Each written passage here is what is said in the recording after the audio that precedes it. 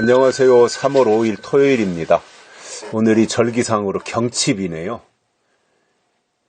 개구리가 이제 나온다고 하는 경칩. 이제 날씨가 그만큼 따뜻해진다는 거지요.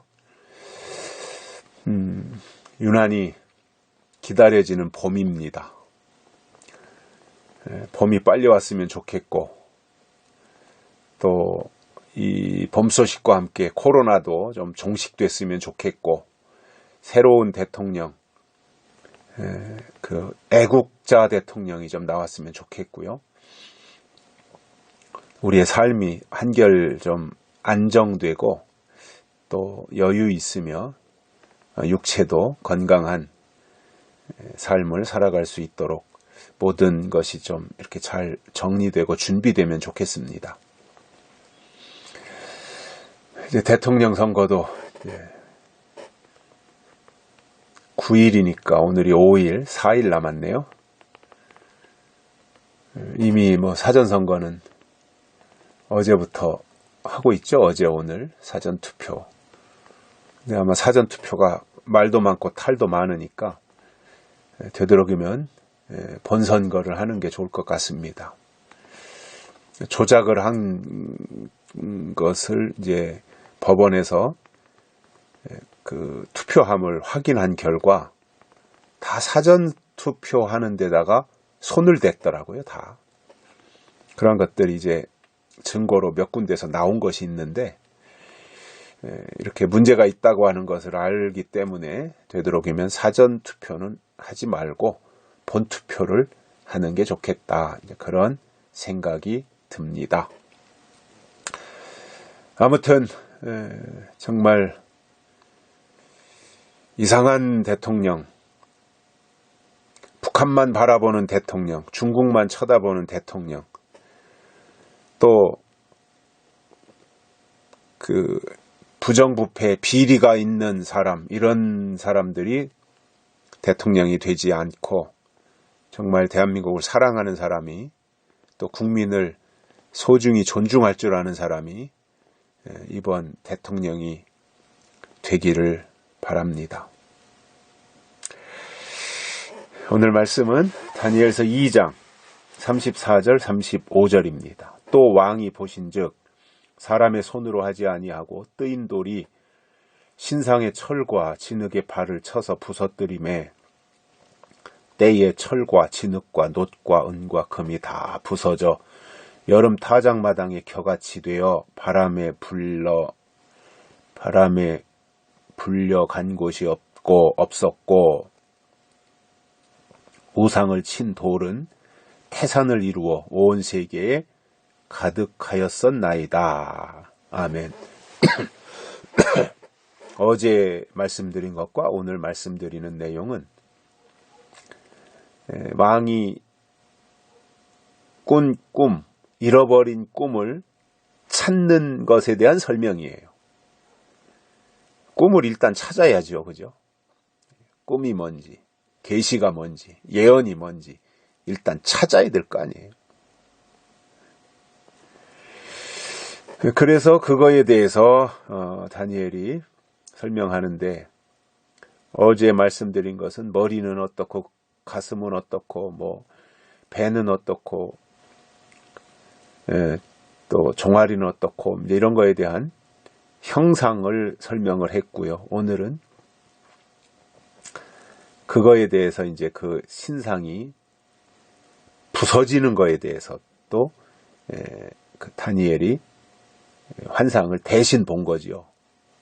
그러니까 사람의 손으로 하지 아니한 뜨인 돌이 날라와서 그 신상의 철과 진흙의 발을 쳐서 부서뜨렸다.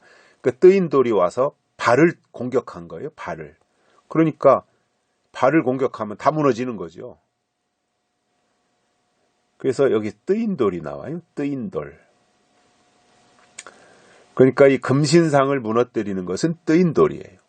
우상을 무너뜨리는 것은 뜨인 돌의 역사예요. 이 뜨인 돌은 무엇과 같으냐면 다윗의 물맷돌과 같은 거예요. 다윗이 물맷돌로 골리앗을 무너뜨리잖아요. 그게 하나님의 실력이고 하나님의 역사였던 거죠. 다윗의 실력이 아니라. 다윗을 통해서 하나님이 일하신 거죠. 그래서 이 골리앗을 다윗이 물맷돌로 무찌른 것과 금신상을, 다니엘 때 금신상을 뜨인 돌로 무너뜨린 것과 같은 역사라고 보여져요. 그러니까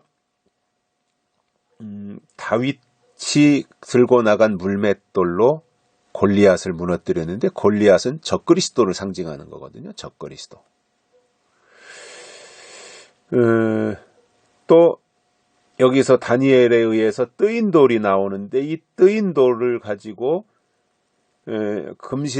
신상, 왕이 꿈을 꾸었던 큰 신상, 그것을 뜨인 돌로 무너뜨렸어요. 여기서 신상은 우상이거든요. 우상. 그러면 적그리스도도 우상이에요. 금신상도 우상이에요. 그 적그리스도 우상은 물맷돌로 물리쳤고, 이 다니엘 때 다니엘 때 신상은 뜨인 돌로 허물어 버렸단 말입니다. 부숴버린 거죠. 뜨인 돌로. 그래서 돌의 역사가 중요한 거예요. 돌의 역사가. 하나님이 하신 일이잖아요.